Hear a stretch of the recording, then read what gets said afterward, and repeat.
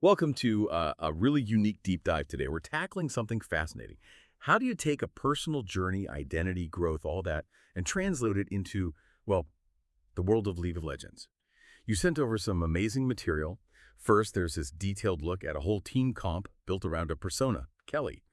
And then, maybe even more creative, this concept for Kelly herself as an actual champion in the game. It's quite something. So our mission today is basically to unpack all of this. We want to pull out the core ideas. We'll look at how game mechanics, character design, how they can actually reflect really complex personal stuff, showing how soft can genuinely be mighty. It's about seeing real-world growth pop up in the strategic digital space. Yeah, and what's so interesting here is how these sources go beyond just like basic game strategy. They really dig into the symbolic side, the emotional stuff, even the philosophy behind designing a character or a team. We'll be sort of connecting the dots between Kelly's journey, as described, and the specific roles and mechanics in League. It gives you a pretty unique angle on self-expression, even within a really structured system like a game. Okay, brilliant. Let's dive into that first piece then, the full team built around Kelly's growth. You can really see how each champion choice is meant to represent a different layer of her identity. It's 5 champions all woven together. So starting in the top lane, we've got Illaoi, described as raw spiritual justice. The idea is she forces opponents to confront themselves. And this symbolizes Kelly's big growth arc, right? That boundary setting, the I love you but no, not getting steamrolled thing. It represents the fierce side of nurturing. Visually, tentacles, divine power, very grounded. And what's really insightful there, I think, is how Illaoi's abilities reinforce that. It's not just brute strength, it's the demand for engagement she brings. Enemies have to deal with her, or her spirit tentacles just overwhelm them. It mirrors that boundary setting perfectly. It's not passive avoidance, it's an active stance that totally changes the dynamic, just like Illaoi shifts a fight. That makes a lot of sense. Okay. Okay, moving to the jungle, we have Ivern. He's called the soul of the team, and he channels Kelly's druidic, non-invasive style, protecting, enabling, never dominating. Right, the ultimate behind-the-scenes MVP. Exactly. And he brings Daisy, his nature friend, which the notes say kind of symbolizes her supportive family, her rock family in spirit form. It's a nice touch. Very symbolic. Then mid lane, Taliyah. Her journey as this young, earth-shaping mage, it mirrors Kelly's own growing into my strength arc. And her ultimate, that huge wall she makes, super symbolic, creating space, dividing danger, shaping paths, literally weaving earth like a purposeful gardener. Yeah, that ability is such a clear metaphor for controlling the environment and setting boundaries on a massive scale. Okay, ADC role. We have Ashe, the quiet leader. It's about precision, vision, slowing people down, not just raw power. More strategic. Yeah. Her scout's arrow is described as being like Kelly's vibe check from across the map. Subtle, but defining. Definitely has impact. Like gathering information before committing, maybe. That fits the quiet leader idea. I think so. And finally, support, it's Nami. Her oceanic healing reflects Kelly's emotional intuition. She doesn't force things. She flows, enables others, calms the waters. Very fluid. And her ultimate, the tidal wave. It captures that soft can be mighty idea. When Kelly speaks out, it matters. Like a wave, it has real force. So if you pull all these threads together, the team represents Kelly as, let's see, the root system with Ivern. Right. The earth weaver, Taliyah. The moral compass, Ashe. The empathic healer, Nami. And the fierce protector, Illaoi. Each champion isn't just picked for their abilities, but for how their whole identity resonates with a facet of Kelly's, the gentle, the steady, the growing, and yeah, the strong side too. So, okay, we have the pieces. How does this team actually play? What's the strategy? The sources mention a protect the core style with zone control and strong teamfight synergy, and this really interesting concept called emotional tempo. Yes, that emotional tempo bit is key. What does that mean exactly, that they don't rush? Pretty much, it means the team thrives by setting its own pace, not getting dragged into the enemy's chaos. They force opponents to play honestly, and punish disrespect or greedy plays. Okay, so how does that tempo manifest, like mechanically in a fight? Is it about vision, specific abilities? Exactly that. It's using things like Ashe's hawk shot constantly for vision, knowing what's coming. It's Nami's tidal wave to say no to an overly aggressive dive, or maybe catch someone out of position. Yeah. And Taliyah's walls, cutting off paths, preventing those greedy plays. It's all about creating an environment where the enemy feels, well, out of sync, forcing them into predictable moves you can punish instead of just reacting to their aggression. Got it.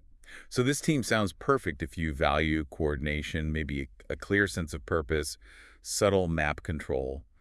But what about matchups? How does it do against common league strategies? Well, the sources say it's strong against dive comps teams trying to jump on your backline. Makes sense with all the protection. And melee-heavy teams that need to get close. Also good against champions with low mobility, but it struggles against high-poke teams that chip away at health from a distance. Right, because they want longer fights. Exactly. And highly mobile assassins can be tricky, bypassing their zones, and split-push heavy teams that spread the map can pull them apart, because this team really wants to stick together. So grouping is key. Definitely. The core strategy is objectives over just getting kills, scaling into the late game. Primarily a grouping team, though Illaoi gives them a decent fallback if they need to split the map sometimes. Patience is really the virtue here. It blooms like a garden, slow, deliberate, but deeply rooted. And that core message comes through again. Soft doesn't mean weak. Gentle doesn't mean passive. And being basically me is more than enough to change the game. That's a really powerful way to frame it. And it leads us perfectly into the next part, which I think is even more direct. This is where it gets really fascinating. What if Kelly wasn't just represented by a team? What if she was the champion? Yes. The concept for Kelly, the heart root. With that quote, even quiet roots can split stone. Love that. Yeah. So she's envisioned as an enchanter support, specializing as a healer, zoner, and emotional anchor. The core support roles, basically. Right. Utility-based magic damage, mostly for control, healing, shielding. Her playstyle is sustained focus, zone control, emotional tempo setting, medium difficulty, but needs high decision-making. So skill expression isn't just mechanical, it's about judgment. Exactly. And the visuals sound incredible. Botanical magic meets emotional resonance. Wearing flowing garments of mossy greens and soft ivory, petals unfurling with her passive, hair shifting like grass, a presence like warm sunlight through trees. Really evocative imagery. Totally. And the symbolism. Moss and vines for that soft strength, candles and stones for ritual and grounding, rain and soil for cleansing, healing, growth. Her movements are soft and rhythmic. She leaves little blooming flowers where she walks. It's beautiful. It really paints a picture, and the concept gets even richer when you look at her proposed abilities, her kit. Each one reinforces that heart root identity. Okay, let's break down the kit. What's her passive? Her passive is root system. Allies near her get steady presence, which just means they receive more healing and shielding from all sources, not just her. And she gains emotional bloom stacks when she affects unique allies. These stacks empower her next ability. It ties into her quote, "I carry the memory of those I care for. It's about connection." Interesting. So she gets stronger by helping more people. What's her cue? Her cue is nurturing touch. She sends out vines. They can heal an ally, or they can damage an enemy. But here's a cool part. If a single cast hits both an ally and an enemy, it tethers them. The enemy is slowed, and the healing on the ally is increased. Oh, wow. So there's a reward for skillful aiming. Exactly. It embodies that idea. Soft doesn't mean small. It has impact. Okay, so that's her main interaction tool. What about defense? You mentioned she's a zoner. Right, that brings us to her W, Soilbound Sanctuary. She creates this patch of enriched soil on the ground. Allies standing in it get healed over time and gain tenacity, which means crowd control like stuns doesn't last as long on them. Useful. And there's more. Kelly can choose to root herself in the middle of the patch. If she does that, the healing amps up and she gets a personal shield. It really captures her quote, "I'll stay even when it's hard." A real anchor. That's a strong defensive zone. What about her E ability? Her E is kindness isn't weak. It's described as a gentle burst of empathy. What it does is briefly silence enemies' hits, stops them casting spells, and gives allies near her a burst of movement speed towards her. Oh, like a come-to-safety call combined with disruption. Exactly. And it stacks her emotional bloom passive if she hits multiple enemies. The phrase for this one is, "Be still, be seen." It's about creating a moment of calm and recognition amidst the chaos. Okay, passive, Q, W, E. What's the big one? Her ultimate. Her ultimate is Garden of the Heartroot. Kelly makes a wide area around her just bloom into this radiant garden.